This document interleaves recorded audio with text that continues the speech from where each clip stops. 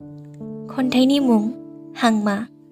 खन्थाइखौ लिरदों अमित स्वर्गियारी, बाक्सा डिस्ट्रिक्टनिफ्राय।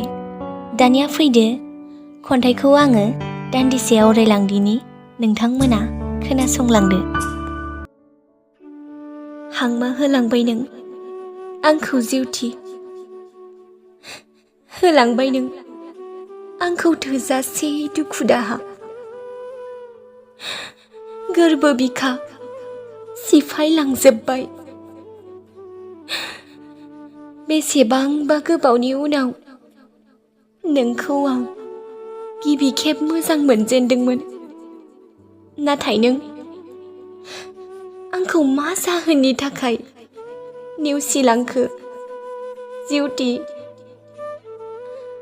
हांमा थाबाय गोरबोआ थेर बेथेर गावस्रालांजोब्बाय। थेवबो नोंखौनो दाबो फिन हास्थायो। आं नों सनाखौनो अराय समनि थाखाय बोजबना लागौमोन आं। नाथाय हास्थायमालाय बहा मोनबावनो, खाफालावनो गैखायामोन सानना लाबाय आं। बेसेबां जुजिबावनो आं नोंखौ आंनि खालामना लाफिननो। आंनि सुजुनाय सिमांफोरखौ हांमा थाहोबाय नों जिउथि।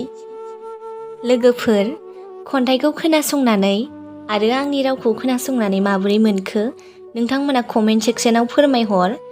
आं एसेबां खन्थाइ आवरायनो रोङा, अब्लाबो आङो हारसिंनो आंनि गोसोजोंसो आवरायो। आंहा खन्थाइ आवरायनायनि नलेज गैया, अब्लाबो आं आवरायो। दा नोंथांमोना आंनि खन्थाइखौ आवरायनायखौ मोजां मोनदोंब्ला आंनि चेनेलखौ साबस्क्राइब खालामनानै खाथियाव थानाय बेल आइकनखौबो प्रेस खालामना गालांदो, जाहाथे गोदान भिडिअ होबा नोंथांनिसिम थाबैनो सौहैनाय बायदि।